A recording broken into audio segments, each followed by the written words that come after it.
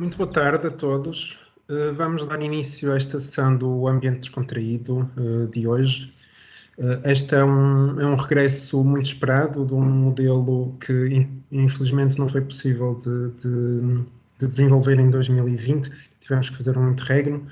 É um modelo que pretende promover o debate de temas ambientais da atualidade, sobre um ponto de vista científico, mas trazendo oradores de diferentes áreas e de diferentes entidades. O tema de hoje vai incidir sobre a gestão da água na era das alterações climáticas. Vamos ter dois oradores muito reconhecidos, a quem eu agradeço desde já a participação. Vamos também poder ter no final, obviamente, um período de debate que pretendemos que seja bastante rico e, portanto, vamos tentar seguir o alinhamento que foi definido de 20 minutos de apresentação de cada um dos oradores, e vamos começar com a doutora Cláudia Pascoal e em seguida teremos o professor Filipe Duarte Santos. E lembrar que teremos ao longo de toda a sessão o chat aberto, pedia a participação alargada das pessoas. Vamos recolher as perguntas no chat e vamos também no final, quando for o período de moderação, permitir também que algumas pessoas possam colocar as suas perguntas através da modalidade de levantar a mão. Esta iniciativa é da Fundação de Serralves, a quem eu naturalmente agradeço e dou os parabéns por esta organização de grande atualidade. Agradecendo também esta parceria com o CIMAR, com quem temos já uma parceria científica de 2 anos, já desde 2018 que temos vindo a desenvolver atividades em parceria. E passava então desde já a apresentar esta sessão. Vamos discutir um tema que é muito relevante nos dias de hoje, num cenário de alterações climáticas cada vez mais visível. Ainda hoje as notícias são preocupantes. Ao ligar o telejornal, vi uma notícia de que é possível, no dia 2, atravessar o rio Tejo a pé em alguns troços. Isto são naturalmente sinais preocupantes daquilo que pode vir a acontecer. Um recurso muito valioso para todos nós, um recurso hídrico, não? Que, juntamente com a poluição, terá nas alterações climáticas eventualmente os principais desafios para este século. E temos então hoje connosco a doutora Cláudia Pascoal, que é licenciada em Biologia pela Universidade de Coimbra e desenvolveu mestrado em Ciências do Ambiente e doutoramento em Ecologia Aquática na Universidade do Minho. É atualmente professora associada do Departamento de Biologia da Universidade do Minho, onde é diretora do Instituto de Ciência e Inovação para a Biosustentabilidade.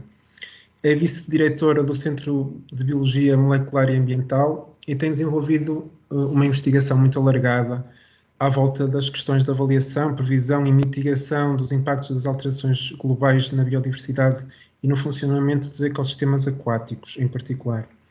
Tem coordenado numerosos projetos de investigação que deram origem a muitas publicações em artigos científicos da especialidade, mas dos quais se destacam, por exemplo, a participação em 2 projetos ligados a esta temática das alterações climáticas, como são o Clima Alert, um sistema inteligente de alerta climático para a água e agricultura sustentáveis, e o projeto StreamCool, Biodiversidade e Funcionamento dos Ecossistemas sob alterações climáticas, do Gene até ao Rio. Então eu pedi à doutora Cláudia para partilhar a sua apresentação e teremos então estes 20 minutos para ouvirmos a sua contribuição. Muito obrigado. Obrigado, José. Já está em modo de apresentação? Eu não consigo visualizar. Já está, já. Ok, muito obrigada. Então, muito boa tarde a todos. Antes de mais, muito obrigada pelo convite, obrigada também pela apresentação e pela introdução. Muito boa tarde a todos. Agradeço a todos os que nos estão a ouvir e a acompanhar remotamente. É um gosto estar aqui no dia de hoje e vamos então desde já iniciar a apresentação. Pensando que estamos no Dia Mundial da Água, já é 22 de março, é o Dia Mundial da Água. E como todos os dias mundiais de algo, são dias especiais, muitas vezes porque são temas que são de alguma forma, por um lado, importantes, que nos são queridos, que nos são caros, mas que merecem uma atenção redobrada. E desde logo porque vivemos num mundo de grandes contrastes. Temos estas fotografias que nos ilustram, remontam ao outono, final de outono, pré-pandemia, em que vivíamos no sul de Portugal uma seca extrema, não no norte de Portugal, curiosamente, mas no sul de Portugal estávamos a viver uma seca muito, muito acentuada e em que algumas zonas de Itália e algumas zonas de Espanha estávamos a viver momentos de cheias bastante desastrosas e bastante drásticas.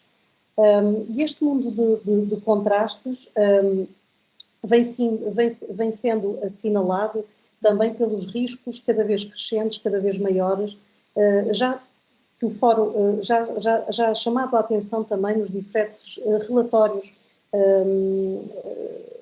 projetados e divulgados pelo Fórum Económico Mundial, em que eu destacaria este quadro resumo que nos dá a probabilidade e o impacto dos riscos globais para 2021.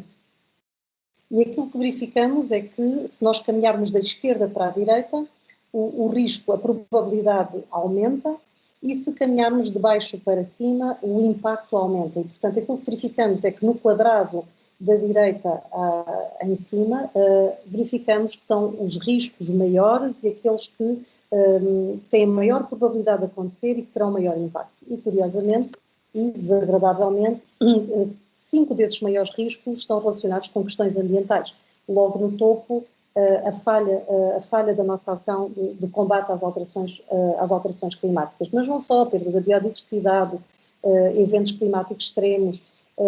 Este ano, curiosamente, também acentuou aqui um risco muito elevado relativamente a doenças infecciosas, obviamente que não é alheio à situação pandémica que vivemos. Mas nós temos vindo a acompanhar estes relatórios e, portanto, é recorrente realmente a percepção que temos da elevada probabilidade do impacto que esse risco tem. Se o evento acontecer, o impacto será realmente muito grande. Isso faz-nos levar à ação climática, à ação número 13 dos Objetivos das Nações Unidas para o Desenvolvimento Sustentável, em que o que verificamos é que, se não fizermos nada, se continuarmos no business as usual, o risco realmente é muito elevado e os impactos serão muito elevados.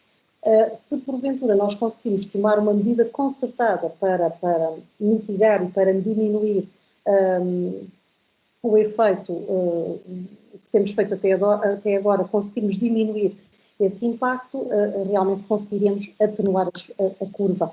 E, portanto, fazendo aqui uma analogia com queremos achatar a curva climática, podemos fazê-lo, queremos fazê-lo, se podemos e se queremos, temos um caminho pela frente, e eu chamaria a atenção para este site, climateclock.world, em que está à nossa disposição a quantidade, vai acompanhando, portanto, isto está disponível em várias cidades ao longo dos anos, em que é divulgado a quantidade de CO2 ou de equivalente de CO2 que ainda podem ser emitidos para conseguirmos cumprir o Acordo de Paris, e cada vez é menos, obviamente. O último ano foi menos desastroso, dado o nosso confinamento, portanto, a nossa falta de mobilidade, e, portanto, o ano foi um bocadinho menos desastroso do que o habitual, mas basta que nós retomemos as nossas atividades que há um disparar imediato de situações complicadas. Mas, por outro lado, não só a questão de alterações climáticas é uma ameaça para a questão da água e para a gestão da água, mas nós temos também um mundo de contrastes devido à inequidade no acesso à água. E nós verificamos que 1,8 mil milhões de pessoas não têm acesso à água potável hoje em dia, e 2,3 mil milhões de pessoas não têm um saneamento seguro. E, portanto, isso faz-nos pensar que realmente há muito por fazer. Por outro lado, num mundo um pouco mais desenvolvido, como aquele em que vivemos aqui na Europa e particularmente em Portugal, o desperdício de água é absolutamente notável. Temos aqui à nossa esquerda as perdas de água em infraestruturas que estão degradadas. Em Portugal corresponde a cerca de 30% da água desperdiçada nestas infraestruturas, da água que lá circula, e por outro lado é recorrente a rega e a lavagem, a rega dos jardins públicos ou dos jardins privados ou da lavagem das ruas com água potável, o que é realmente um grande desperdício. Mas, por um lado, porquê é que nós nos devemos preocupar com a água se nós vivemos num planeta azul em que mais de 70% do planeta é constituído por água? A questão é que essa água não está igualmente distribuída.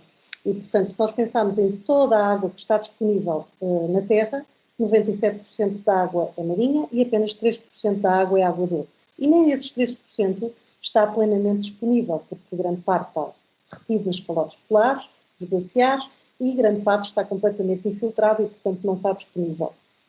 E depois temos 0,3% da água superficial, em que realmente temos os rios, os lagos e as zonas úmidas, como os sapais, os estuários, etc., que realmente nos conferem uma percentagem em termos de área, em termos de habitat para a biodiversidade, que corresponde a menos de 1% da área ocupada pela água, mas vai corresponder a cerca de 10% da biodiversidade que existe no planeta. Portanto, temos aqui uma desproporção entre a biodiversidade que existe nos ecossistemas de água doce e a área disponível, efetivamente, onde essa biodiversidade habita. E isso levou realmente a este estudo, que foi publicado na revista Nature, por um conjunto de colegas de vários países, em que mapearam, portanto, foi mapeado o risco dado pela água, por um lado, para a biodiversidade dos rios e, por outro lado, para a segurança humana.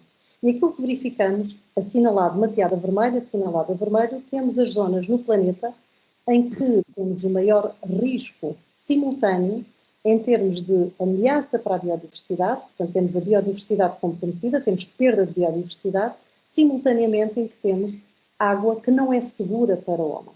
Portanto, temos a humanidade com problemas de segurança da água.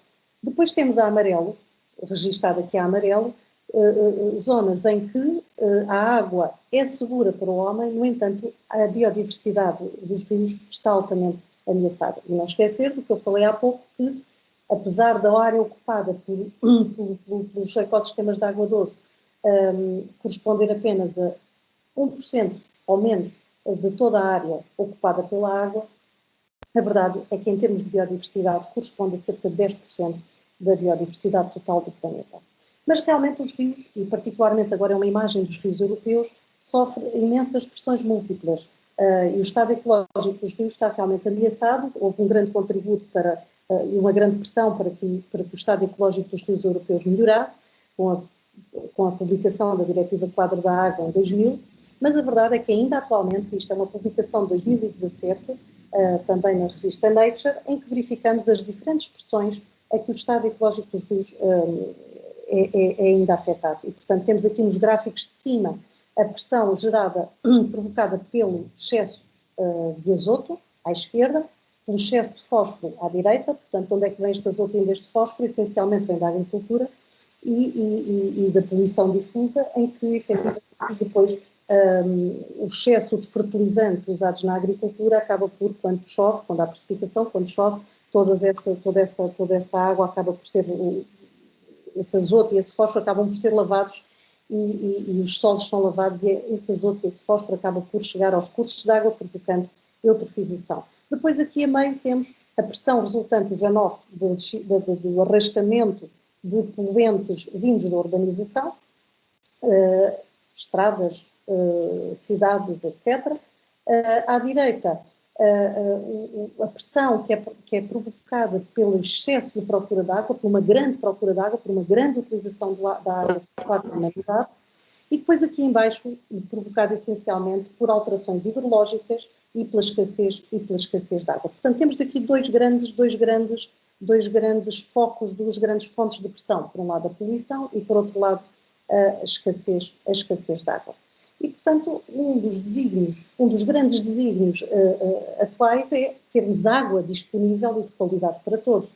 E isso está também presente nos Objetivos de Desenvolvimento Sustentável, na Agenda 2030, em que temos claramente água e saneamento, o objetivo número 6, mas o número 13, o objetivo número 13, combate às alterações climáticas, o número 14, oceanos, mares, recursos marinhos, e o número 15, ecossistemas terrestres e biodiversidade, no qual se inclui também os rios e os lagos, e que, sem nós termos um cuidado redobrado pela biodiversidade e pela saúde dos nossos ecossistemas e pela resiliência dos nossos ecossistemas, tudo o resto não pode funcionar. Portanto, acaba por acentuar as desigualdades e todos os desafios societais e toda a economia não fica altamente comprometida. E não é por acaso que estamos a viver atualmente a década internacional para a ação Água para o Desenvolvimento Sustentável, que é a década de 2018 a 2028. Mas, na verdade, nós temos que pensar qual o valor da água. É que o valor da água não é igual para todos nós. Cada um de nós tem um conceito diferente porque é que a água deve ser valorizada e como é que a água pode ser valorizada e como é que pode ser reutilizada e como é que pode ser efetivamente melhor gerida. E as ideias são diferentes, nem todos temos a mesma percepção. Inclusivamente, nos últimos meses, chega a falar-se nos mercados financeiros de incluir a água no futuro dos mercados financeiros, portanto, termos a água cotada em bolsa. É evidente que aqui refere-se que realmente a água tem um valor equivalente ao ouro ou ao petróleo, mas realmente, apesar de eu apreciar muito e valorizar muito o valor da água e o preço da água, e provavelmente o preço da água está subestimado e está subvalorizado, não era este o futuro que eu gostaria de ver para a água. Mas não tínhamos dúvidas que a pressão sobre os ecossistemas aquáticos e sobre a água vai aumentar. Atualmente já temos uma grande escassez de água nas nossas bacias hidrográficas, temos aqui um esquema em que nos mostra exatamente isso, e vai aumentar. Este é o passado recente, este é o stress devido à escassez de água no final do século passado, isto é a situação atual e isto é o futuro próximo. Portanto, não temos dúvidas que o stress devido à falta de água vai aumentar. E ao aumentar o stress devido à falta de água, vai aumentar o conflito. E aumentando os conflitos entre a procura e a oferta de água, vamos ter que gerir a água com um cuidado ainda mais especial. E, portanto, daqui a importância de sermos proativos e de adotarmos estratégias de adaptação para lidar com a situação. E desde logo, para fazer face às alterações climáticas, porque é evidente que a água, desde sempre, nós percebemos que a água está num ciclo. Isso é um ciclo da água, não há princípio, nem meio, nem fim. A água está sempre por aí. Mas está por aí, mas como acabámos de ver, ou ela não está disponível quando nós precisamos dela por vezes, ou não está disponível e não está distribuída de uma forma equitativa no planeta, ou não está com a qualidade que é necessária. E, portanto, isto cria aqui desafios acrescidos. E os desafios acrescidos criam-os também a agricultura. Nós não podemos esquecer que o setor agroalimentar é aquele que mais depende da água, e depende logo desde a água, porque faz um consumo de água, cerca de 70% do uso da água é para o setor agroalimentar, agricultura e pecuária. E, portanto, realmente a agricultura, o setor agroalimentar, depende muitíssimo da água e depois devolve a água à natureza já num estado que não é exatamente o ideal, portanto já sofreu alterações devido ao uso de fertilizantes, devido ao uso de pesticidas, portanto, e qual é o futuro? O futuro nós não podemos viver sem agricultura, portanto temos que fazer uma gestão mais ajustada, mais adaptada à situação em que vivemos, e foi assim que surgiu este projeto que eu tenho estado a coordenar, que é o projeto Climate Alert, que é no fundo aquilo que pretende é fazer um sistema inteligente de alertas climáticos para que tenhamos uma maior sustentabilidade da área dos setores agrícola e do setor da água. Portanto, nós temos desenvolvido ferramentas que incorporam informação climática, por um lado na tomada de decisão para os agricultores e para os gestores de água, e que permita mitigar os impactos de eventos extremos. E que, por sua vez, isto leva a uma gestão adaptativa, atenuando conflitos entre o uso da água e as atividades humanas, porque temos, sem dúvida, aqui um conflito de interesses entre setores que deveriam comunicar estreitamente. E este foi um projeto que foi lançado aqui por nós, mas que tem parceiros realmente em diferentes países e diferentes áreas. Portanto, temos aqui uma grande multidisciplinaridade que vai desde as ciências sociais à climatologia, à hidrologia, à engenharia e à ecologia, que é a minha área.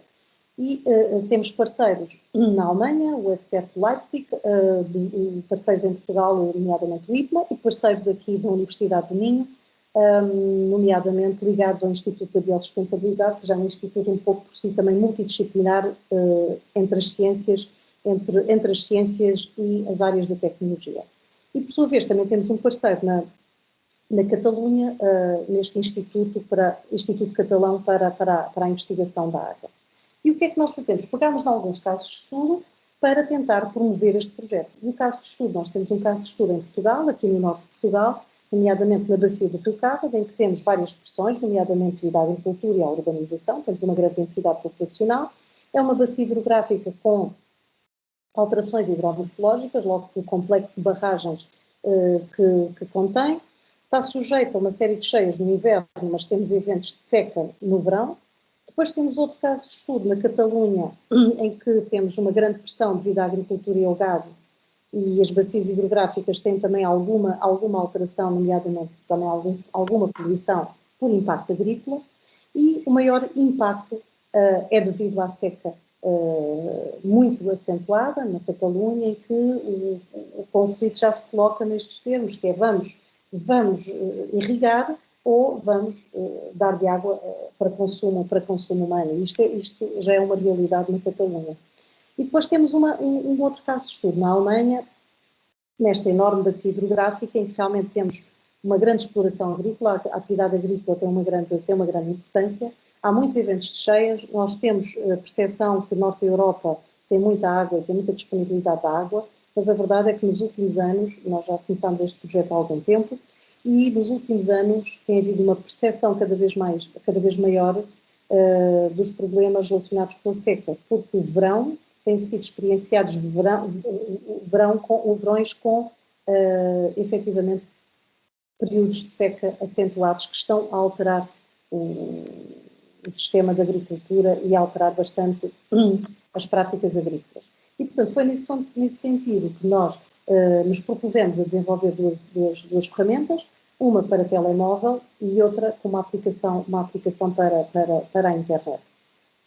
Envolvemos a sociedade civil e os decisores neste processo de co-desenvolvimento, portanto, fizemos workshops, inquéritos, trabalhámos em conjunto com as pessoas e aquilo que nos permitiu foi chegar a uma lista de indicadores e permitir fazer uma análise da oferta e de procura, portanto, as pessoas de alguma maneira disseram-nos aquilo que precisavam para a sua tomada de decisão e nós fizemos a nossa pesquisa. Eu não sou de climatologia, eu sou ecóloga, sou bióloga, mas fizemos a nossa pesquisa num trabalho de equipa e ver o que é que temos disponível para oferecer às pessoas de uma maneira amigável, porque os modelos climáticos existem, mas não é fácil para o cidadão comum interpretá-los. E, portanto, aquilo que nós fizemos foi desenvolver uma ferramenta para telemóvel em que disponibilizamos indicadores de temperatura, de evapotranspiração, de umidade do solo, do índice da vegetação e, no fundo, da biomassa e da produtividade dessa vegetação, da precipitação, em que temos, por um lado, mapas e, por outro lado, gráficos. E os gráficos permitem-nos ver o passado recente, o passado um bocadinho mais longínquo, o futuro mais recente, o futuro um bocadinho mais longínquo e comparar com o que é normal para a época. Portanto, permite efetivamente fazer a comparação sobre o que é normal para a época. E andando para trás ou andando para a frente, nós conseguimos visualizar essas previsões. Temos também previsões sazonais. Sabemos que o nível de confiança das previsões sazonais tem algum erro associado, mas são os dados disponíveis e só com o aumento de conhecimento e só com a consciência do grau de incerteza associado a cada uma das projeções, é o melhor que temos e é isso que podemos divulgar efetivamente às pessoas. Eu tinha aqui uma demonstração, mas eu acho que vou passar à frente para não perdermos aqui o fluido. Portanto, eu tinha aqui um filmezinho com esta aplicação, depois, se quiserem, eu envio o link. Temos também uma ferramenta para a internet, em que as bacias hidrográficas podem ser visualizadas, e aquilo que temos é mapearmos as bacias hidrográficas, em que podemos fazer um zoom in e verificar por subbacia ou por secção o que é que a situação atual e o que é que são as previsões para o futuro próximo. Um futuro próximo é um futuro a médio prazo, para os próximos 20 anos, e um futuro 20, 30 anos, e depois um futuro mais longínquo para os próximos 60 anos. E, portanto, e depois podemos comparar a situação atual com as projeções que estão previstas em termos de quantidade de água disponível e em termos de qualidade de água disponível. E temos essa cenarização em termos do futuro para, por um lado, 2 períodos, tal como vos disse, portanto, um prazo de 2020 para 2040 e outro prazo para 2040 a 2060. E usando 2 cenários, um pouco mais conservador, digamos assim, portanto, assumindo que nós vamos conseguir reduzir as emissões de gases com efeito de estufa e as emissões de CO2 e de equivalentes de CO2, e um cenário um bocadinho mais pessimista, em que não vamos conseguir melhorar, ir ao encontro do Acordo de Paris, o que é o cenário 8.5, em que as emissões de CO2 serão bastante mais acentuadas. E, portanto, estas projeções permitem-nos, de facto, comunicar aos nossos stakeholders, às pessoas com quem interagimos, aos nossos utilizadores finais, por um lado, o estado atual dos serviços providenciados pelos ecossistemas aquáticos, em termos de disponibilidade de água, em termos de qualidade de água, que toda a gente precisa, e o futuro, como é que é o futuro. Isto permite não só fazer as projeções, perceber como é que são as projeções, mas também perceber, em termos de investimentos e em termos de correções a fazer para o futuro, em termos de gestão ambiental, poderá ser bastante útil. E, portanto, se nós conseguirmos, nestas 3 regiões macroclimáticas diferentes, implementar este projeto, que se baseia muito em dados provenientes do IPMA, dos climatólogos que estão disponíveis na Alemanha, mas também muitos dados da Estação Europeia Espacial e do Copérnicos, que é um investimento imenso neste programa a nível europeu. E, portanto, se nós conseguirmos ter esta prova de conceito que funciona nestas 3 áreas macroclimáticas, então nós podemos alargar e ter aqui um sistema transnacional que pode abrir oportunidades para transferir esta informação para outros países com pressões ou ameaças semelhantes. E era isto que eu tinha hoje para vos falar. Obrigada pela vossa atenção. Muito obrigado, Cláudia, pela excelente apresentação e pelos exemplos práticos que estão a desenvolver. Eu passava então a palavra ao professor Filipe Duarte Santos, quase que não precisa de apresentação, é uma das pessoas mais reconhecidas nesta área das alterações climáticas. O professor Filipe Duarte Santos é professor catedrático jubilado da Faculdade de Ciências da Universidade de Lisboa, onde tem regido disciplinas na área das ciências do ambiente e das alterações climáticas.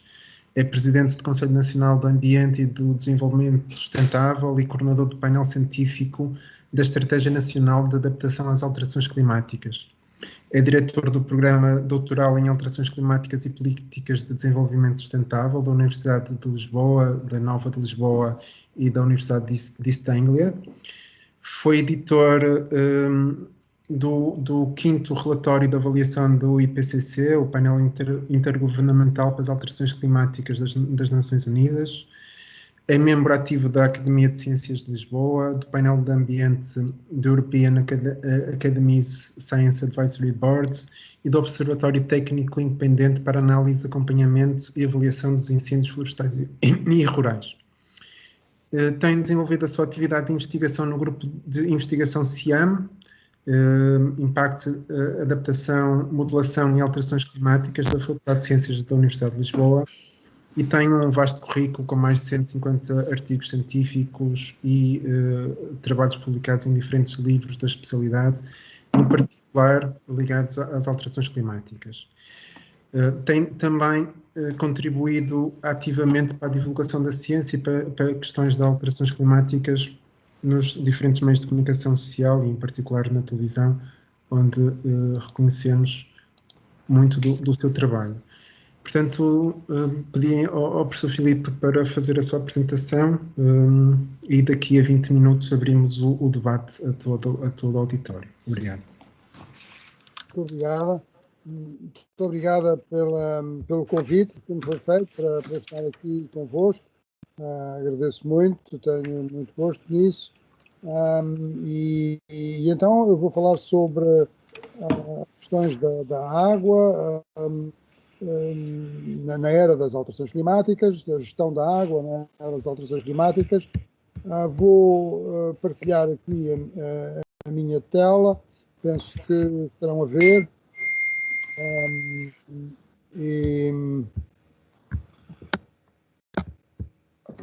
Portanto, partilharem aqui o share. Ok?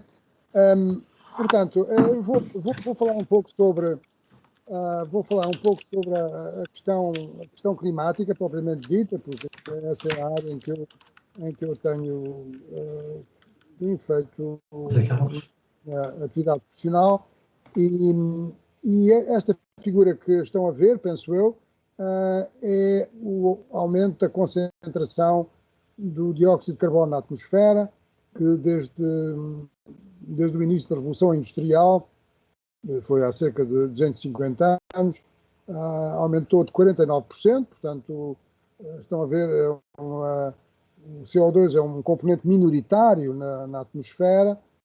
A atmosfera é, como todos sabemos, composta essencialmente por oxigênio e por azoto, mas o CO2 é extremamente importante, não é? É aquele que permite a fotossíntese. E a concentração de CO2 tem variado ao longo da história da Terra. O facto é que, desde a Revolução Industrial, teve um aumento muito significativo. Estão a ver? Pensa-se que este ano, 2021, vamos atingir um aumento de 50% relativamente ao período da Revolução Industrial, do início da Revolução Industrial. E se nós virmos isto numa escala alargada, não é? Quer dizer, no gráfico anterior era desde os anos 60, 1960, mas aqui estamos a ver desde há 10 mil anos, portanto, desde o ano 8 mil anos antes da era de Cristo, menos 8 mil, não é? Por aí fora, e estão a ver que a concentração do tal CO2 teve um aumento, mas um aumento bastante ligeiro, e depois disparou, não é? Positivamente disparou, e isto são diferentes conjuntos de dados. O último no tempo, que está indicado a vermelho, é aquele que vos mostrei, mas numa escala diferente. Portanto, há aqui uma interferência muito forte sobre o sistema climático, sobre a atmosfera, e qual é a consequência? Bom, a consequência é que o CO2 é um gás com efeito de estufa, como já foi dito, e houve muitas coisas que já foram ditas pela doutora Cláudia Pascoal, que são muito importantes neste contexto, e, portanto, ao aumentarmos a concentração de CO2, que é um gás com efeito de estufa, estamos a aumentar o efeito de estufa, e o efeito de estufa é o que regula a temperatura no nosso planeta. Se não tivéssemos gases com efeito de estufa, a temperatura, em vez de ser 15 graus, era menos 18. Então, a ver, tínhamos um mundo gelado em que teria sido muito difícil a vida se ter desenvolvido, enfim, como se desenvolveu. Portanto, o CO2 é realmente essencial, mas se diminuirmos a sua concentração, a temperatura média da atmosfera à superfície baixa, se aumentarmos a concentração, a temperatura média da atmosfera à superfície aumenta. E de facto, isso mede-se. Este gráfico é relativamente simples, mas está muito trabalho por trás deste gráfico, porque estão a ver, isto aqui são é uma estatística, é fazer as médias de todas as estações meteorológicas acreditadas pela Organização Meteorológica Mundial, portanto, todas as estações meteorológicas, a temperatura registada ao longo do ano, e isto aqui é para cada ano. E estão a ver que há uma tendência nítida de subida. Estes cálculos não são triviais e, portanto, estão aqui 6 instituições que fizeram esses cálculos, indicados com de várias formas em cada ponto. E estão a ver que há uma tendência nítida de subida, embora haja uma variabilidade. O ano passado, 2020, está a par de 2006 como o ano mais quente. E é uma coisa que é interessante, é porque 2006 foi um ano de El Niño, e nos anos de El Niño a temperatura média global da atmosfera tende a ser superior. E o ano de 2020 foi um ano de La Niña. Estão a ver, portanto, é muito significativo que se tenha batido, enfim, que seja uma temperatura semelhante a 2006, apesar de ser um ano de La Niña, que é uma oscilação que existe no Pacífico e que é importante para o tipo de tempo que há em várias regiões do mundo. Bom, então, o problema é realmente controlar esta subida dos gases com efeito de estufa, não é só o CO2, é também o metano, o óxido nitroso, bom, e é isso que as Nações Unidas têm feito desde a aprovação da Convenção Quadro das Nações Unidas para as Alterações Climáticas, que ocorreu em 94, foi desenhada, escrita em 92, na Conferência do Rio de 92, em 2015 chegou-se a um acordo sobre, enfim, uma metodologia para os países reduzirem as suas emissões através de compromissos nacionais voluntários. Todos os países faziam um compromisso, ou, enfim, entregavam um compromisso às Nações Unidas. Simplesmente o acordo fez-se, mas os compromissos não são ainda suficientes para cumprir o Acordo de Paris de não ultrapassar 2 graus. E, portanto, atualmente estamos naquela linha vermelha em vez da verde, e a linha vermelha, enfim, vai dar-nos tempos que estão ainda bastante acima dos 2 graus, portanto, da ordem dos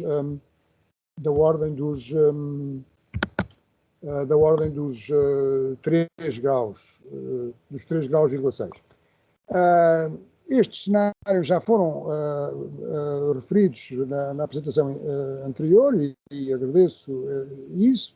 Portanto, são cenários para o futuro, são cenários azul, é o RCP 2.6, não vale a pena estar a entrar em detalhes técnicos, mas este 2.6 cumpre-se o Acordo de Paris, portanto, estão a ver, a temperatura fica abaixo de 2 graus, é aquela curva azul. Depois temos o 4.5, que é verde, e depois temos um 8.5, que é, enfim, aquele que é mais complicado em termos de futuro. Isto é um artigo que publicámos há pouco tempo na Nature, em que mostra, enfim, o desafio que temos. E aqui os países do mundo estão divididos em 2 grupos: os países da OCDE, ou seja, aqueles países que têm economias avançadas, e os países que não pertencem à OCDE, e portanto são todos os outros, não é? Portugal pertence à OCDE, e reparem que o que acontece é que as emissões, enquanto que nos países da OCDE as emissões estão mais ou menos controladas, estão a ver, não aumentam muito, aqui são vários cenários, enfim, há muitos cenários de emissões de gases com efeito de estufa, mas nos outros países estão a crescer de uma forma muito significativa, e isso compreende-se. Porquê? Porque a dependência que globalmente existe nos combustíveis fósseis é de 80%. Ou seja, 80% das fontes primárias de energia a nível mundial é o carvão, o petróleo e o gás natural. E, portanto, as emissões resultantes da combustão destes combustíveis fósseis são muito intensas e nos países que têm ainda um percurso grande a percorrer, não é, para chegar a um nível de bem-estar e de prosperidade económica de que gozam as pessoas que vivem nos países com economias avançadas, ou seja, nos países da OCDE, ainda é um percurso longo e eles estão, portanto, a fazer esse esforço. E como a tendência é muito grande nos combustíveis fósseis, o crescimento das emissões corresponde ao tal cenário do 8,5. Bom, isto é o tal artigo que referi. Agora, passando à água, isto são observações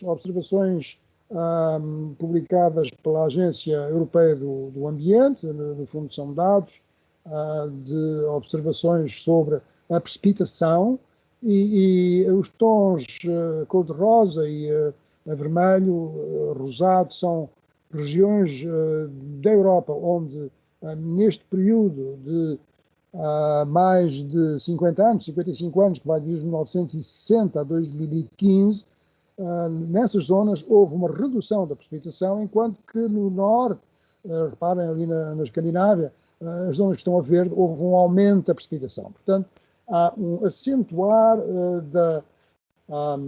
do gradiente de precipitação, que já existia no passado, obviamente, não é?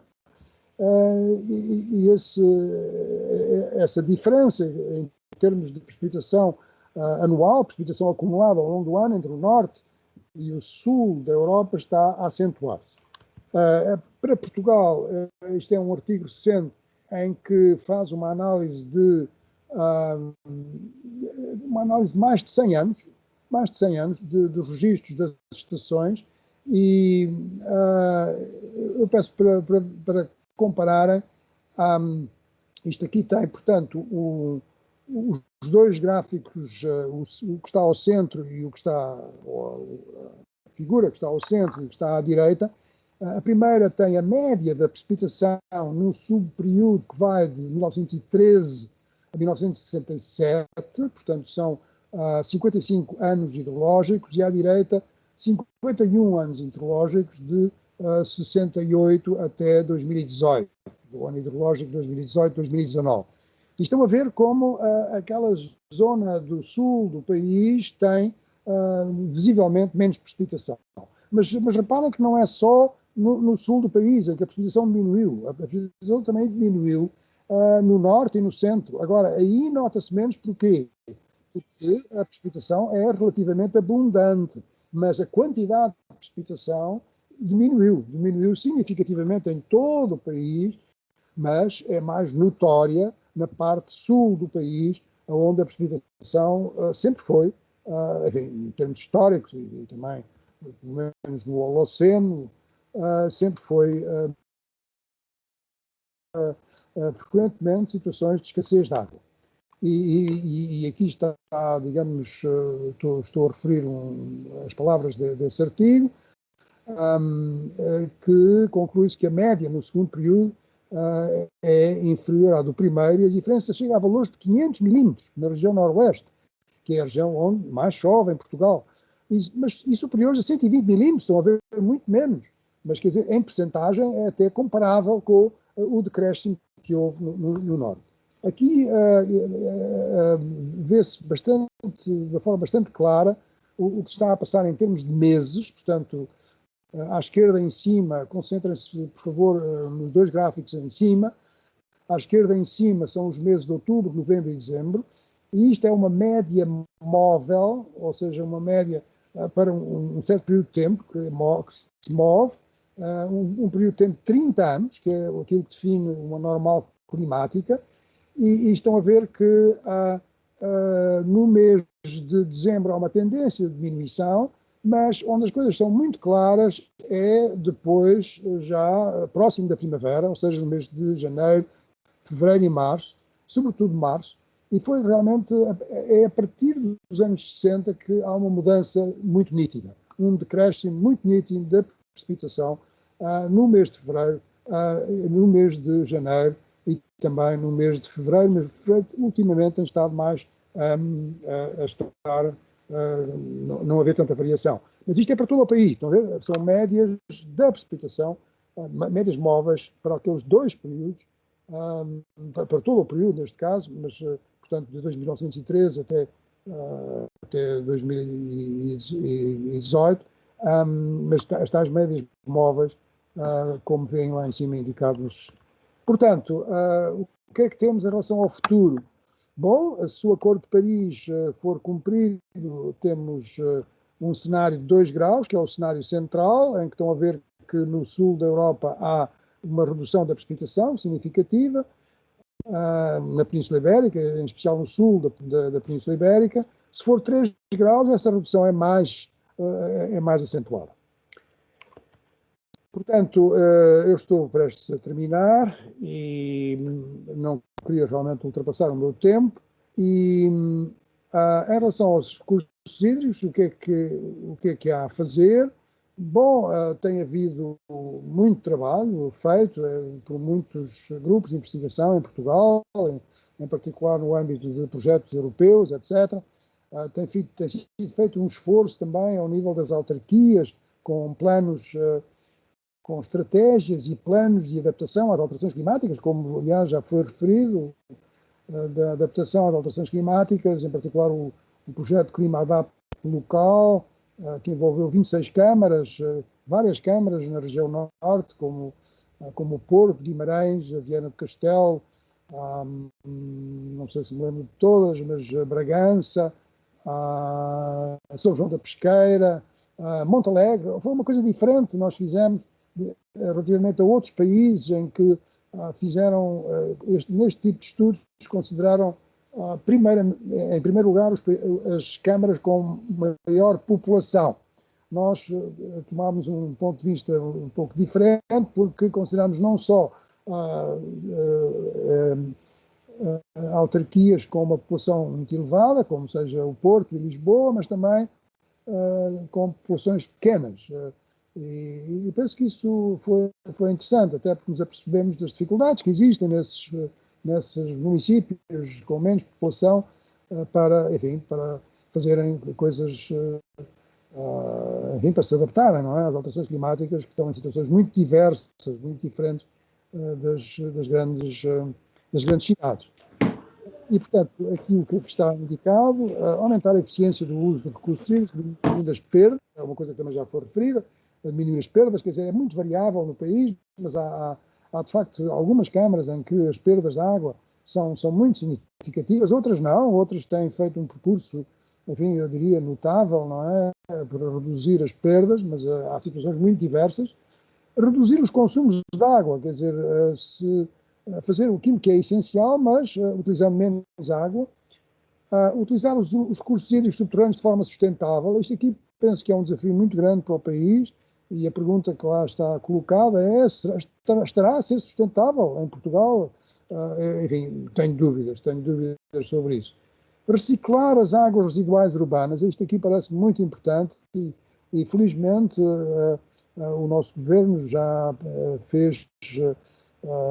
legislou no sentido de definir como é que é o tratamento das águas residuais urbanas para que essa água possa ser utilizada para o regadio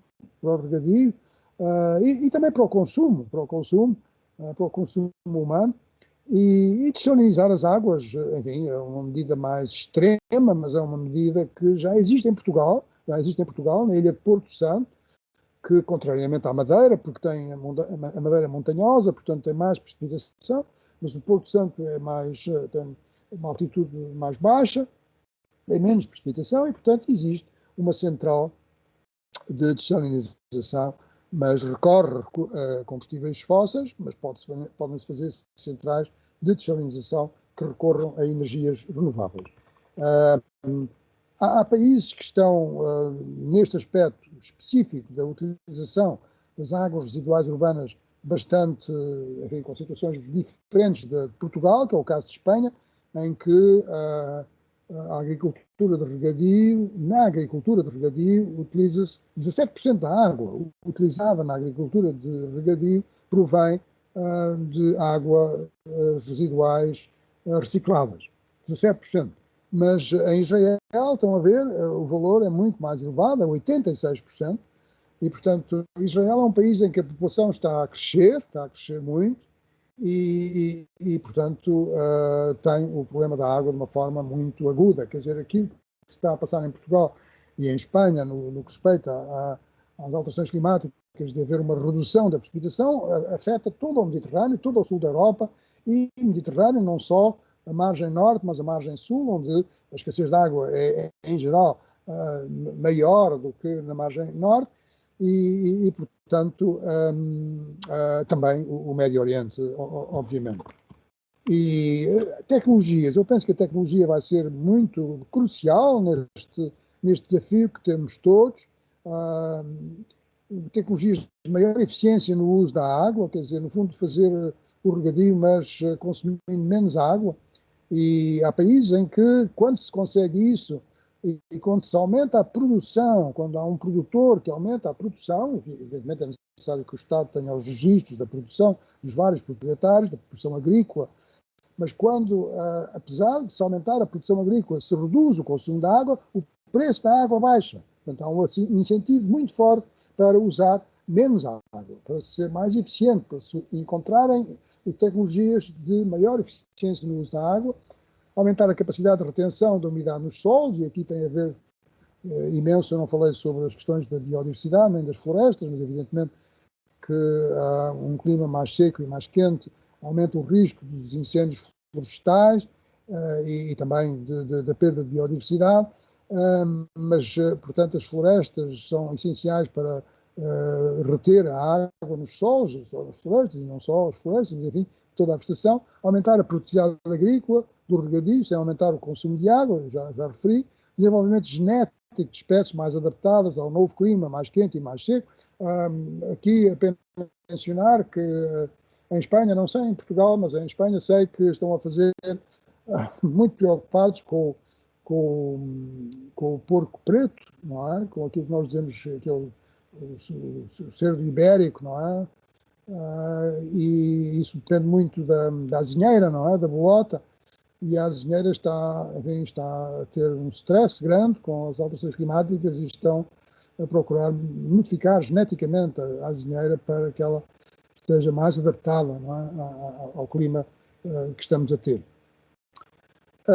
E este é um desafio também muito grande para o nosso país, é evitar a desertificação do sul.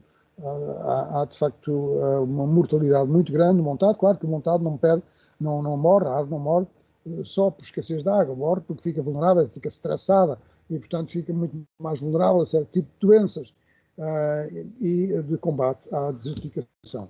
Bom, e é tudo o que eu tinha para dizer. Muito obrigado pela vossa atenção.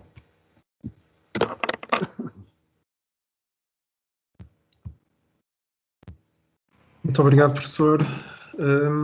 Vamos então passar para um momento de debate, não é, sobre este tema que nos afeta já no presente, mas que temos estes cenários que são alarmantes do que pode vir a ser o futuro no sul da Península Ibérica, não é? Todo este cenário de alterações climáticas na bacia do Mediterrâneo que naturalmente mostra uma preocupação grande face aos sistemas hídricos e tudo o que está associado, não? Os sistemas agrícolas, a biodiversidade, etc. E eu se calhar começava com uma pergunta, se a audiência me permitir, a cada um dos oradores, e perguntava ao professor Filipe Duarte, tendo estado ligado a vários organismos científicos de apoio a políticas públicas, não é? Como por exemplo a Estratégia Nacional de Adaptação às Alterações Climáticas, de que forma é que as medidas que vão sendo identificadas têm vindo a ser postas em prática de uma forma alargada no terreno?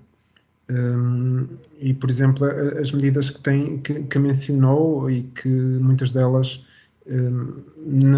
são ainda objetivos não concretizados, não é? E muito se fala, por exemplo, do uso de soluções baseadas na natureza, como a plantação de árvores, por exemplo, ou as próprias zonas úmidas como locais que possam ser usados também pela sua grande produtividade primária para reterem carbono, de que medida é que estas medidas, que já são de alguma forma bem elencadas, têm vindo a ser colocadas em prática, e o que é que faltaria para termos medidas mais musculadas e mais eficientes no terreno? Muito obrigada pela pergunta. Bom, Portugal tem efetivamente uma estratégia de adaptação às alterações climáticas, que o seu horizonte era 2020, mas agora foi alargado para 2025. Aquilo que eu sinceramente penso que se deveria fazer era nós, quer dizer, que o governo criasse as condições para que esta estratégia seja avaliada, não? Quer dizer, seja avaliada. Portanto, eu penso que o princípio de fazermos estratégias, de fazermos planos, aliás, para além de uma estratégia, existe um plano de adaptação às alterações climáticas para Portugal. E, portanto, o princípio de que, quando se faz um plano, esse plano deve ser monitorizado e depois deve ser avaliado. No fim, deve ser avaliado e devem-se tirar as suas conclusões. E, enfim, e pode ser que seja necessário, em alguns aspectos, corrigir aquilo que não foi possível fazer. Portanto, dito isto, aquilo que me parece é que, na minha opinião, o plano está bem feito. Foi um processo muito longo em que intervieram as direções gerais, as várias direções gerais da administração central, num processo conduzido pela Agência Portuguesa do Ambiente, e depois a parte científica foi mais através desse tal painel, com pessoas indicadas também por essas direções gerais,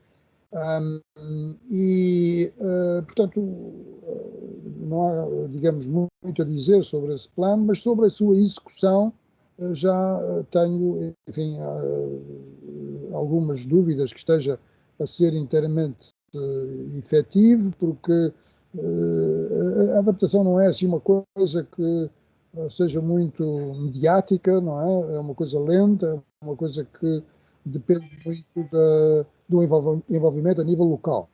Mas, no aspecto positivo, eu salientaria que Portugal tem, efetivamente, feito um esforço muito significativo ao nível das autarquias. Eu referi há pouco o projeto Clima Adapte local. O primeiro município que fez uma estratégia de adaptação foi Sintra, e depois Cascais, e depois, enfim. Também a região autónoma da Madeira foi um dos primeiros a fazer, e hoje em dia há muitos CIMs, comunidades intermunicipais, que têm a sua estratégia, o seu plano de adaptação. Estive envolvido na do Algarve, que tem problemas de água muito significativos, enfim, esses problemas estão a ser reconhecidos, as pessoas estão, de facto, a procurar soluções, e uma das soluções é aumentarem o volume de água residual que é tratada e utilizá-la na agricultura. Já é utilizada para alguns fins, como seja regar campos de golfe ou para lavar as ruas, enfim, e não água potável, como também já foi referido anteriormente pela professora Cláudia Pascoal, e que parece muito importante. Mas e depois também temos, enfim, outros desafios, como seja as zonas costeiras. São desafios muito grandes para o país, sobretudo a costa, que vai desde Foz do Rio Minho até a Nazaré, e depois também no Algarve, parte da costa. Portanto, aí as coisas são, a nível autárquico, eu penso que está-se a fazer um bom trabalho. A nível propriamente das empresas, do setor da agricultura, existe, quanto a mim, uma tensão bastante grande entre a visão que a agricultura tem sobre as questões da água e a visão que o Ministério do Ambiente tem sobre as questões da água, não é? Isso é uma coisa que é bastante notória. Portanto, enfim, é isto que me ocorre dizer. Muito obrigado. Muito obrigado. Eu se calhar perguntava só à professora Cláudia Pascoal também, e puxando um bocadinho pelo seu tema de especialidade, a biologia e os recursos naturais, uma visão de quais é que poderão ser os impactos expectáveis sobre a biodiversidade dos recursos hídricos, que grupos é que se prevê que possam ser mais afetados com as alterações climáticas e que impacto é que teremos sobre a vida, não é? A vida que existe nestes recursos, alguns deles, por exemplo, as pequenas massas de água muito sensíveis a questões de seca ou de regimes de pluviosidade irregulares. O que é que se conhece hoje em dia sobre o possível impacto sobre a biodiversidade? Obrigada pela questão, Zé. Realmente, como eu há pouco disse, a questão em relação aos recursos biológicos e à biodiversidade aquática, a diversidade é elevadíssima, não é? Até há uma grande desproporção se nós pensarmos que 1% do espaço é ocupado por água, não é? E temos 10% da biodiversidade do planeta concentrada nesse tão pouco espaço. Mas, ao mesmo tempo, são espécies, há muitos casos de endemismo, ou seja, casos de espécies que só existem em determinados locais, e o que acontece face a um agravamento de alterações climáticas ou um agravamento, sobretudo, de situações de seca, de agravamento de seca, em que não só as limitações da parte ripária, não é? Portanto, toda a alteração hidromorfológica da zona ripária vai provocar muita alteração a nível de hábitats, não é? E, por outro lado, a desconectividade vai ter um impacto muito grande. Aqui no norte ainda não é muito notório, mas no sul a desconectividade dos cursos de água já é bastante notória. E, portanto, é algo que poderá ser cada vez mais difícil de superar. Agora, eu acho que estas questões têm que ser discutidas. Acho que o projeto que o professor Filipe falou é um projeto extraordinário, porque foi muito ao encontro das pessoas e ao encontro do poder de decisão ao nível local. E há imensos exemplos pontuais aqui e ali de sucesso, há muitos casos de estudo de sucesso aqui e ali. Agora precisam de ganhar, na minha opinião, precisam de ganhar escala. Precisamos de ganhar aqui um bocado de escala e realmente cada vez mais se nota que as pessoas estão cada vez mais alerta para as alterações climáticas, que a questão da água é uma questão particularmente difícil porque ela está sempre por aí, só que muitas vezes não está disponível, não é? Ela temos períodos de seca muitas vezes prolongados e depois há uma precipitação extremamente intensa num período em que nós não conseguimos aproveitar aquela água e que ainda provoca um distúrbio imenso. Isso aconteceu há pouco tempo no Algarve, aconteceu na Madeira também não há muito tempo, já mais do que uma vez. Portanto, esse tipo de processos de precipitação intensa, de fenómenos extremos, não é? Torna-nos muito impotentes para resolver a situação. Agora, eu não sou nada derrotista, acho que temos que tentar, desde logo, lidar com as espécies que melhor se adaptam às situações que temos. E também sabemos que, aumentando a biodiversidade, temos sistemas muito mais produtivos e temos ecossistemas muito mais resistentes à alteração, resistentes ao distúrbio. E, portanto, o que nós precisamos é de ter em mente que estas, a nível ecológico, a nível de ecossistemas, temos, por um lado, que não podemos ir contra a natureza. É demasiado forte, quer dizer, é demasiado forte. A tecnologia faz-nos adiar alguns problemas, faz-nos mitigar alguns problemas, e ainda bem que temos essas ferramentas à nossa disposição, mas nós temos que aprender com a natureza e por isso também cada vez mais usamos as soluções com base na natureza e, portanto, eu acho que temos que olhar para a natureza e cooperar com ela. Não adianta construir 20 mil vezes aquela casa à beira-rio ou à beira-mar, não adianta. não é? Todos achamos isso idílico, mas vamos, será idílico para passear, não para estarmos contra a natureza, porque isso não vai nunca adiantar. E, portanto, eu acho que o segredo será exatamente olhar para a natureza e imitá-la o mais possível e colaborar o mais possível com a natureza, olhando para as espécies que estão melhor adaptadas a cada local. E em termos quer de gestão de cidades, quer a nível de gestão dos ecossistemas, acho que há imenso por fazer, logo desde a parte da floresta, a parte de zonas verdes a nível urbano, a circulação automóvel, que provoca também uns constrangimentos imensos, e provoca aí este calor, que é um desconforto e um impacto a nível da saúde humana muitíssimo, muitíssimo grande. Mas eu diria que em termos de biodiversidade, eu acho que é uma aposta muitíssimo forte que devemos fazer nas espécies, na seleção das melhores espécies para estarem adaptadas aos diferentes locais. Porque uma espécie pode aparecer ou desaparecer, nós podemos não saber porquê, mas certamente tem razões claras para que isso aconteça. E, portanto, temos que lidar com isso, só com o conhecimento, não é? Só uma sociedade de conhecimento nos pode, só numa aposta forte numa sociedade de conhecimento é que nós podemos colaborar e melhorar um bocadinho o estado da situação. Muito obrigado. Eu teria aqui mais uma série de perguntas, mas vou abrir agora o espaço para toda a audiência. Lembro que temos o chat aberto. Quem quiser colocar perguntas pode colocar no chat ou podem levantar a mão se quiserem colocá-la diretamente. E eu, indo por ordem, tinha aqui uma primeira pergunta do Pedro Sousa, que nos refere que, face a estas possibilidades catastróficas climáticas que temos como cenário, se concordam com a opinião de que será necessário mecanismos de Estado, eventualmente com estados de exceção, como os que estão a ser usados para o atual estado da pandemia, para a resolução destas questões, não é? De que forma e que legitimidade é que se pode usar para que isto possa ser aplicado.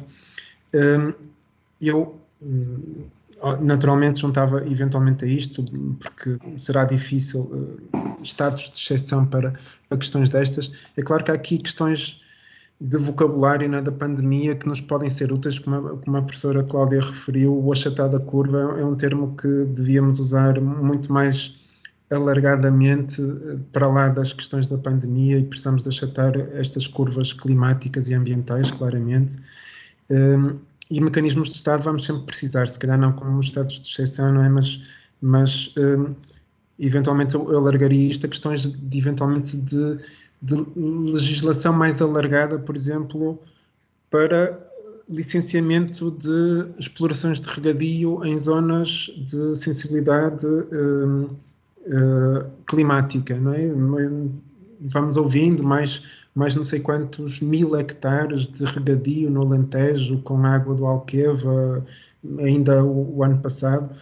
Será que isto faz sentido? Será que o licenciamento deste tipo de explorações não deviam ser escrutinadas com uma legislação mais apertada, ou mesmo com a questão que o professor Filipe falou do uso da água subterrânea, que praticamente não é legislada? Será que deve ser de uso livre ou deve haver algum tipo de legislação, mesmo com as monoculturas de eucalipto, que claramente retiram a água do solo? Portanto, eu alargaria aqui esta pergunta do Pedro Sousa a mecanismos de Estado alargados, né, para colocar no terreno ações que possam até, mais do que impedir, também beneficiar, não é? Temos falado aqui, por exemplo, de soluções de fomento de biodiversidade ou de fomento de florestas ou em alguns casos, de soluções baseadas na natureza. A verdade, na prática, é que a maior parte dos proprietários que queiram proteger florestas centenárias de carvalho não têm nenhum financiamento ou incentivo financeiro para o fazer. Ou se quiserem plantar muitas destas espécies também não têm esse incentivo. Portanto, de que forma é que o Estado, e voltando aqui a esta pergunta, o Estado poderia introduzir mais mecanismos para termos medidas a serem implementadas não só pelo Estado, mas por toda a sociedade, incluindo as empresas, incluindo como o professor Filipe também referiu, toda a parte agrícola que em muitos casos gera esta tensão que deveria ser limada, porque temos que andar lado a lado. Os recursos hídricos são importantíssimos para o futuro da agricultura, portanto, precisamos da agricultura do lado da conservação dos recursos hídricos. Não sei quem é que gostaria de pegar nesta questão, lançava para os dois.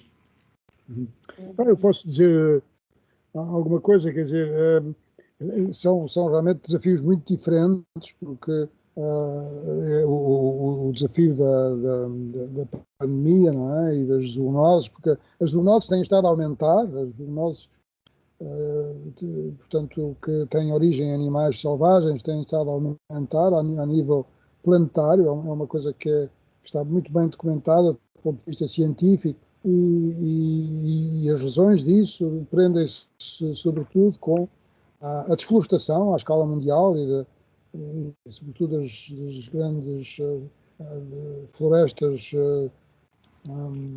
tropicais, e enfim, até há artigos recentes muito interessantes que este vírus é muito provável que tenha originariamente sido o morcego, as espécies de morcegos tenham sido o hospedeiro deste vírus, e até artigos que mostram que porque é que esses hospedeiros, esses animais, a certa altura começam a lançar vírus, não é? Quer dizer, não só, quer dizer, para animais que estão em contacto com eles, não é?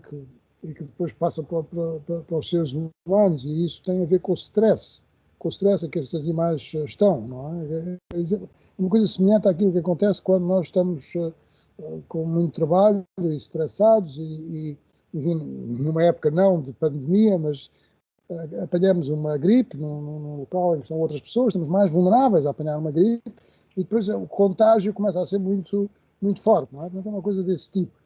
Portanto, isto para dizer que estas zoonoses estão relacionadas com o ambiente, estão relacionadas com as questões ambientais, e em particular das florestas, da agricultura intensiva, etc. Portanto, as alterações climáticas é um processo lento, e aí, enfim, digamos que a boa notícia é que a União Europeia está a fazer um esforço para ter uma lei do clima. Portugal também tem, neste momento, 8 propostas de lei do clima na Assembleia da República, e a intenção do Governo que essa lei, a lei nacional, seja publicada ainda dentro da Presidência Europeia. Também há o objetivo da lei do clima da União Europeia ser publicada, chegar-se a acordo, não é? Durante a presidência europeia, mas parece que isso vai ser bastante difícil, porque nem todos os países estão de acordo com a meta de redução das emissões para 2030. E depois há as questões que colocou de compatibilizar, que no fundo se podem dizer de uma forma, como compatibilizar uma agricultura que é produtiva para o país, está a ver, não é? Quer dizer, que nós no fundo temos que pensar também não só na nossa segurança alimentar. Nós dependemos muito das importações de produtos alimentares, mas é um componente importante da nossa balança de pagamentos, não é? A agricultura, e portanto, como compatibilizar isso, não é? Que todos os países querem, no fundo, ter essa componente importante na sua economia, com lidar com o recurso que um país como Portugal e Espanha está-se a tornar escasso. Portanto, é realmente um problema difícil, mas aí, como já tivemos a oportunidade ambos de dizer, as tecnologias são importantes, não é? Quer dizer,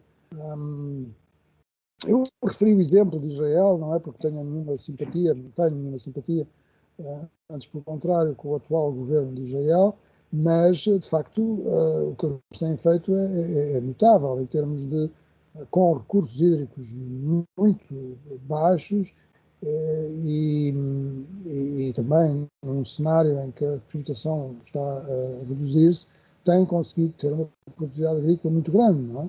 Mas há limites para este processo, não é? Portanto, é necessário compatibilizar esses vários interesses na nossa sociedade, mas também tendo em conta que, enfim, que nós temos que produzir, não é? Quer dizer, temos que produzir para termos um país em que haja alguma, enfim, que haja um aumento da prosperidade económica, porque essa também é essencial também para as questões do ambiente. Quer dizer, se nós formos um país que, no conjunto dos países da União Europeia, vai se tornando cada vez mais pobre, vamos ter dificuldade em fazer a transição energética, vamos ter dificuldade em defender o ambiente, etc. Portanto, enfim, eu não tenho uma solução de modo nenhum mágica, mas enfim, só estou a alertar para vários fatores que têm de ser, penso que têm de ser tomados em conta.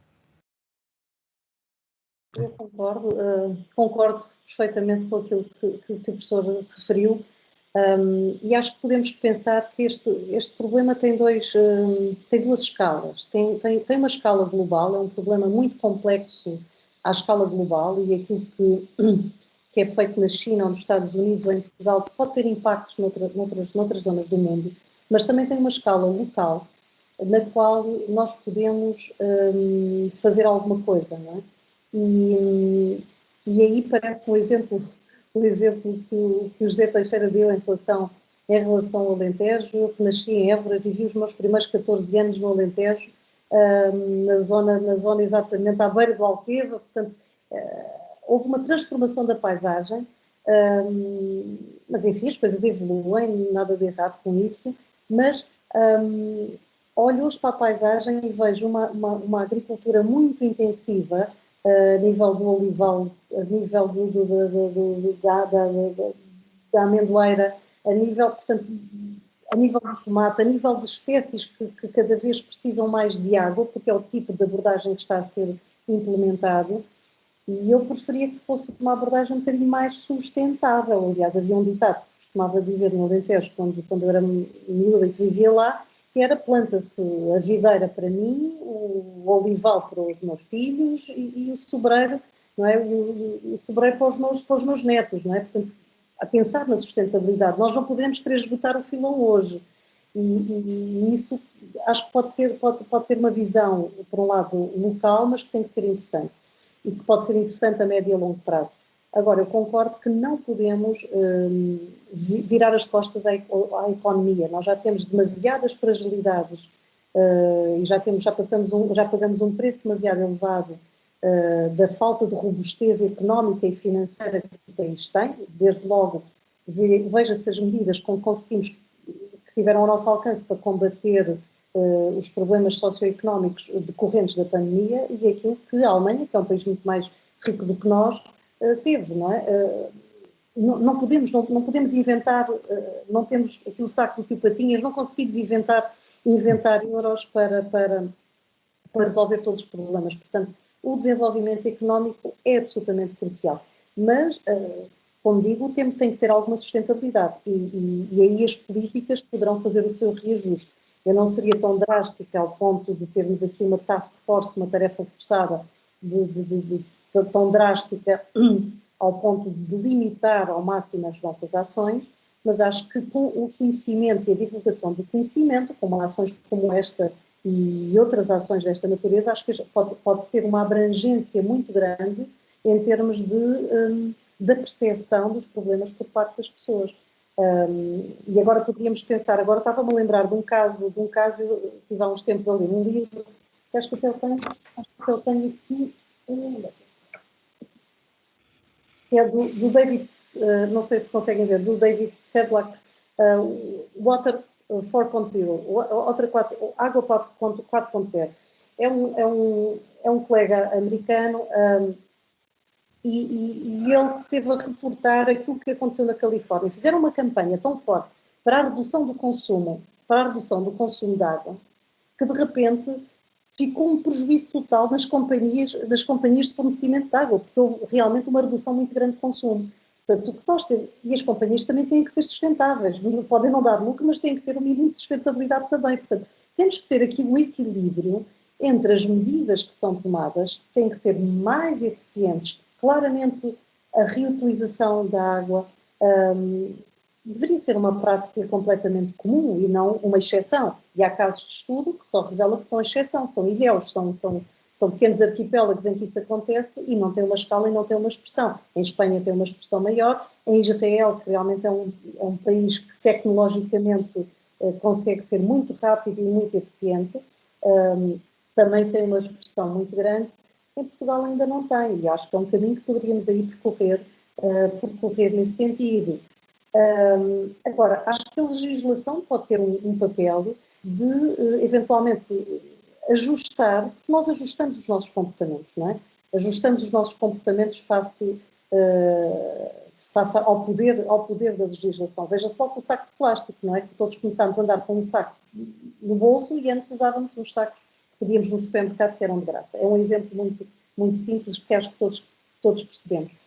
E também poderá haver uma incorporação de umas novas medidas em termos de, por exemplo, pagamento por serviços de ecossistemas. A água, a qualidade da água, a floresta, prestam-nos imensos serviços completamente grátis que nós não os pagamos, não é? E, portanto, como não os pagamos, não os valorizamos o suficiente. Mas será que não estaríamos na disponibilidade de pagar esses serviços? Qual é a alternativa à falta desses serviços? Cá está, é a tecnologia. Só que, enquanto um ecossistema, desde que funcione bem, ele é autossustentável, não é? Ele não precisa de investimento adicional. Qualquer investimento tecnológico não tem só o investimento inicial, tem um investimento da manutenção, precisa de manutenção. E, portanto, é algo que também deveríamos pensar um bocadinho em termos de estratégia futura, não é? Fala-se muito em começar a contabilizar o capital natural quando fazemos a accountability, portanto, quando fazemos as contas do nosso produto interno bruto, de ter isso em consideração, então provavelmente temos aí um caminho a percorrer que isso tem um valor. É evidente que eu, como ecóloga, para mim tem um valor ponto, não é? E percebo imediatamente o valor que tem.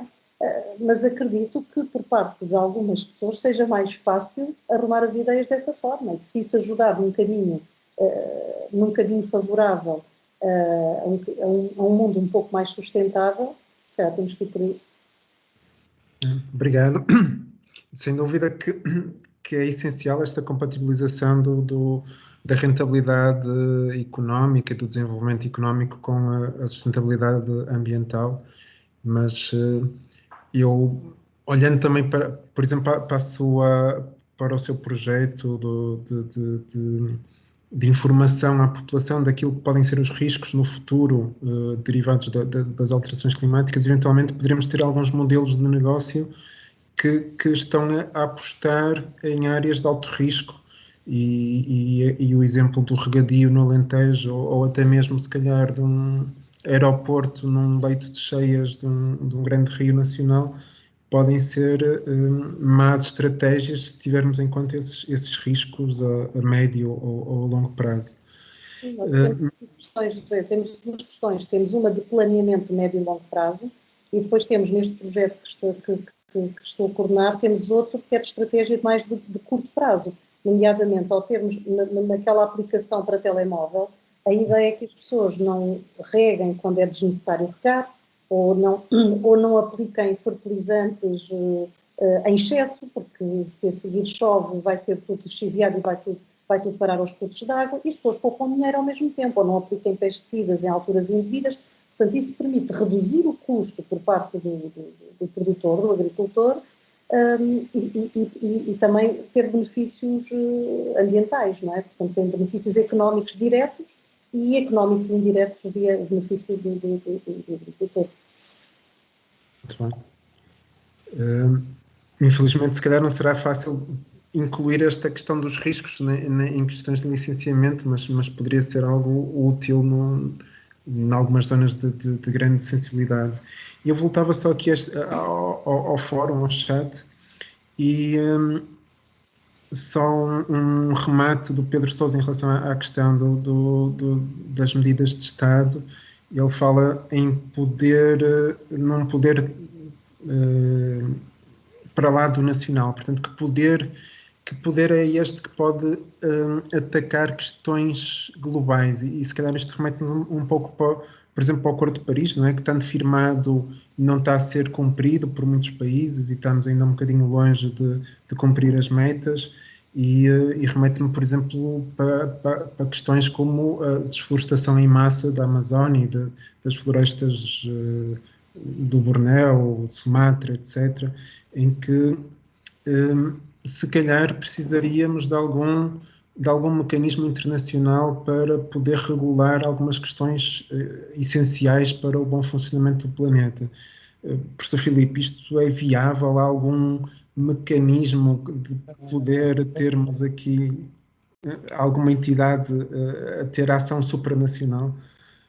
É uma questão muito boa, mas com toda a franqueza parece muito difícil, porque a nossa, quer dizer, a matriz das relações internacionais é a de Estados que têm plena soberania. Nós temos 197 países, dos quais 192, creio eu, ratificaram o Acordo de Paris.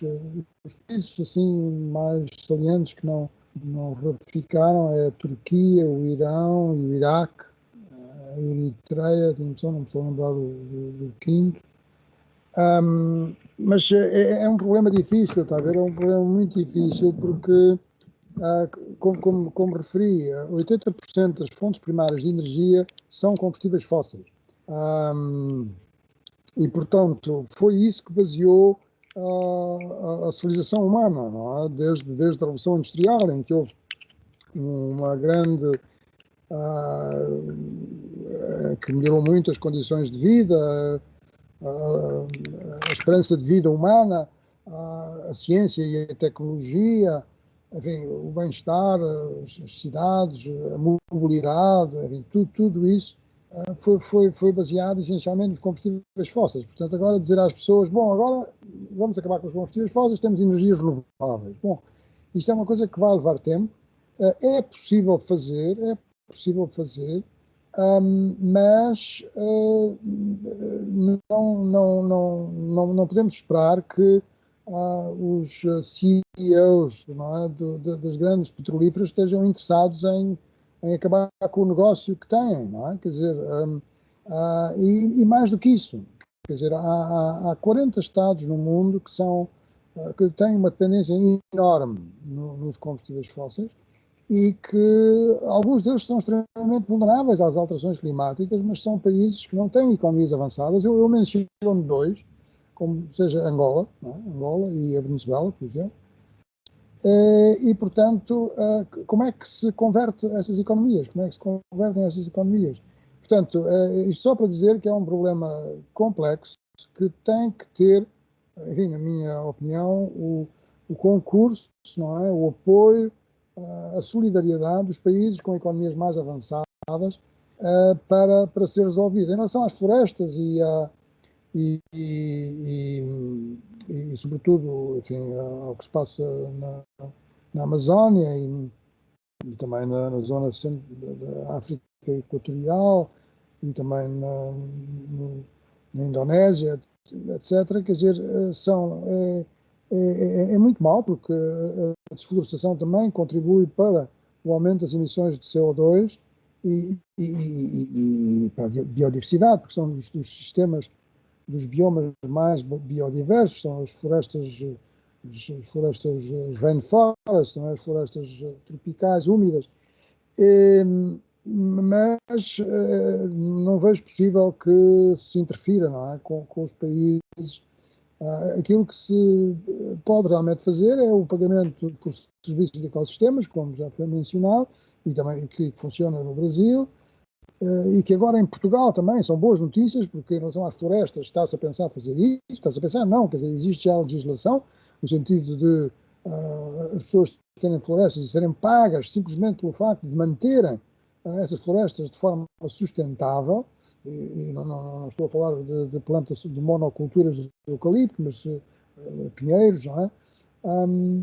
Mas este princípio da soberania nacional é realmente muito forte, e nós somos nós somos, de facto, uma espécie que tem características tribais, não é? Cada um tem a nossa tribo, não é? O seu clube desportivo, não é? Portanto, não há uma tribo global, não é? Quer dizer, nós não temos um outro planeta com outra tribo, não é? Que estivéssemos a defender o nosso planeta, não é? Quer dizer, é único, portanto, temos dificuldade a lidar com isto, não é? E ter quer dizer, a coisa de um governo global e tudo isso é uma coisa que não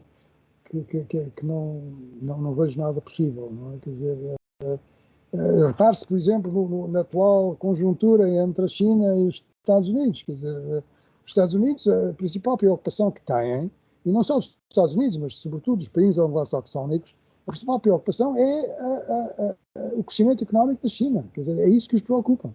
É isso que realmente os preocupa. Porquê? Porque os Estados Unidos são a superpotência com a maior economia do mundo, ponto final para a área militar. E, portanto, eu vivi e ensinei nos Estados Unidos durante muitos anos, estou à vontade para dizer isto, mas será esse o maior problema que o mundo tem, não é? Quer dizer, esta rivalidade entre a China e os Estados Unidos? Bom, quer dizer, mas pronto, esta e quer dizer, reparem, quando se passou do Presidente Trump para o Presidente Biden, isso não abrandou, não é? Não abrandou muito, não abrandou de forma significativa. Portanto, essas questões têm a maior relevância e infelizmente, as outras só vamos lá com muita mobilização das pessoas e também com aspectos éticos. Quer dizer, porque, reparem, nas questões climáticas há cada vez maior visibilidade para os problemas da justiça climática. E eu parece-me que essa é de facto a via. É a via de que as consequências das alterações climáticas não são de modo nenhum equitativas e as pessoas que vivem nos países, as pessoas que vivem, há grupos mais fragilizados, as mulheres, por exemplo, são muito mais vulneráveis, não é? Em muitos países às alterações climáticas do que os homens, por um lado, mas depois há países que são eles mesmos, eles próprios, toda a sua população, muito mais vulnerável às alterações climáticas, mas muitíssimo mais do que países países com economias avançadas. Portanto, essas disparidades, essas desigualdades são crescentes, são gritantes, e eu penso que, enfim, tenho a convicção de que isso vai ser um fator cada vez mais importante no futuro. Muito obrigado. É um tema que dá pano para mangas, não é? E, naturalmente, ninguém quer um governo global, mas teríamos todo interesse em que pudesse haver aqui, de alguma forma, uma regulação global de questões que fossem importantes para o bem-estar e para a sustentabilidade do planeta, não é? Eu passaria só aqui para uma questão final, à volta de uma questão mais pontual e que foi levantada pelo professor Filipe, da dessalinização. E temos aqui duas perguntas do Joaquim Ponte e do Miguel Lemos, que vão um bocadinho no mesmo sentido, e que perguntam, por exemplo, no Algarve e no Alentejo, que é uma zona de muito baixa disponibilidade de recursos hídricos, agravada pelo uso e a expansão de determinadas culturas, como o abacate, e tivemos aqui uma participação de uma outra pessoa, a Margarida Maurício, que nos confirma este facto, que está a ser muito utilizado no Barlavento e que tem levado à destruição, por exemplo, da floresta autóctone e o uso de muitos recursos hídricos. Tendo em conta esta questão, né, das culturas intensivas, do regadio, do crescimento do turismo, mas, por outro lado, a disponibilidade de energia solar e a proximidade ao mar, pergunta Joaquim Ponte se não seria de equacionar estações de dessalinização da água como um investimento estratégico para estas zonas. E o Miguel Lemos pergunta de forma complementar se estes investimentos que são avultados tanto na fase de aquisição como de utilização, se são viáveis de um ponto de vista prático em Portugal neste momento. Bom, quer dizer, eu penso que sim. Enfim,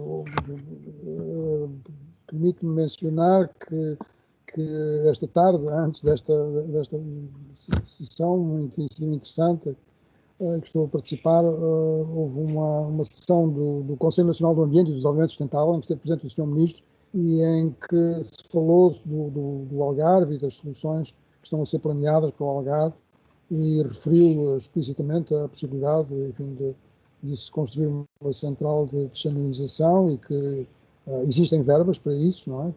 Agora com o PRR, não é? E as verbas que vão chegar da União Europeia por causa da pandemia e, portanto, isso é uma possibilidade.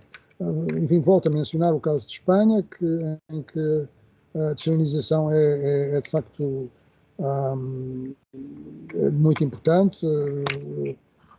No ano de... Eu não me recordo bem, com franqueza, mas foi no ano de 2017, houve uma seca muito grande, em que no sul de Espanha, a água que é canalizada do Tejo, não é, através do Transvase, para o rio Segura, deixou de correr. Isso é uma atividade económica muito importante para, creio que, da ordem dos 30 mil agricultores que vivem ali e portanto, estavam sem água. Mas havia água das centrais de desalinização, simplesmente o preço era mais caro e, portanto, essas pessoas acabaram por se manifestar em Paris, etc. Em Madrid. Bom, e o resultado foi que o preço da água baixou, quer dizer, da água desalinizada, que se utiliza sobretudo para consumo, das populações e não para o regadio. Acabou por se viabilizar, não é? Agora, tudo isto são decisões difíceis porque a questão do preço da água é crucial aqui quer dizer, são muito raros aqueles países em que o preço da água reflete o seu custo verdadeiro, não é? Mas para responder à pergunta, Portugal tem de facto condições para enverdar por esse caminho. É preciso que haja decisão, é preciso que seja feita de uma forma que não se vai transformar agora o Algarve só em cultura do abacate, quer dizer, é preciso ser feita com regras e sem... é necessário compatibilizar, não é? Quer dizer, a parte turística, que neste momento está parada, e portanto há uma crise no Algarve bastante violenta, e estão a ver, quer dizer, se nem sequer há agricultura, então a coisa ainda é mais complicada, portanto é necessário, enfim, que não haja esta tendência muito acentuada, quer dizer, é preciso controlar, digamos assim, esse uso dos solos para essas culturas muito exigentes em água, mas o Algarve tem condições, tal como o sul de Espanha, devido, enfim, à radiação solar, não é, etc., para ter essas culturas, desde que haja água. Portanto, é necessário, sobretudo, reutilizar as águas residuais urbanas, que é uma coisa que é menos cara, mas também tem baixado, o preço da desalinização da água tem baixado. No Alentejo, enfim, já não vejo que seja possível, mas é necessário estar próximo do mar, não é? Portanto, enfim, é isto que me ocorre dizer. Muito obrigado. Uhum. Muito obrigado. Nós já passamos ligeiramente da hora. Eu acho que o debate está muito interessante e a mim ocorria-me aqui uma série de perguntas mais, mas para cumprir mais ou menos aqui o estipulado e para não fugirmos muito do plano, e porque estamos a chegar também à hora de jantar, penso que podemos fechar este debate, esta participação, obviamente agradecendo em primeiro lugar aos dois oradores pelos contributos excepcionais que tiveram neste debate. É essencial termos acesso a conhecimento científico atual e que seja irrefutável sobre as questões do aquecimento global, né? Que ainda há um outro termo que também agora vem um pouco associado à pandemia, que é o termo do negacionista, se calhar não tão bem usado como na questão do clima, em que claramente quem não segue as evidências científicas não está atento àquilo que é o consenso científico alargado. Né? segundo julgo saber, 99,8% dos cientistas que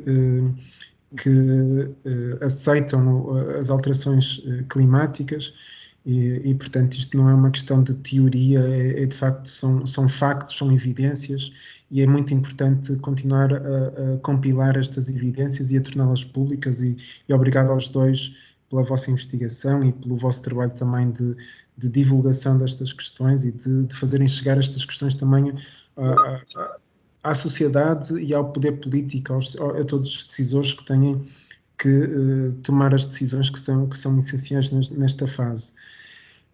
Agradecia também naturalmente à Fundação de Serralves e a toda a equipa do Serviço Educativo e particularizando às pessoas que estão normalmente de trás da cortina, a Mariana Roldão, a Marta Tavares, a Anabela, por todo o trabalho incansável que têm na organização destes momentos e destas sessões, toda a equipa técnica também. Mencionar a SONAI enquanto mecenas do parque e lembrar que esta semana haverá mais duas sessões online. Amanhã uma conversa com Serralves num tema bastante diferente, mas também igualmente interessante do ponto de vista geopolítico, sobre o mundo depois da queda do Muro de Berlim, com António Tavares e João Barroso Soares. E na quinta-feira, dia 25 de março, também sempre pelas 18 horas, haverá uma conferência do ORMAP da Associação Smart Waste, em que o tema será Be Smart, Be Circular, que financiamentos, com o Sousa, Anabela Carvalho, João Cereja e com moderação de Luísa Magalhães. Agradecia naturalmente a todos os participantes e a todas as perguntas que foram feitas. Esperemos que de facto possamos ser capazes de olhar para os recursos hídricos como um bem essencial para o nosso futuro e possamos de facto todos juntos, sociedade civil, empresas, governo também, podermos tomar as medidas essenciais para podermos preservar este recurso tão escasso, tão valioso, e que hoje, no Dia Mundial da Água, temos que naturalmente celebrar por tudo aquilo que nos dá, não? Toda a vida, todos os recursos alimentares e não só, que nos permitem a vida neste planeta. Portanto, obrigado a todos pela vossa participação e despedimos-nos aqui nesta sessão. Obrigado. Muito obrigado. Muito obrigado. Muito obrigada. Muito obrigada.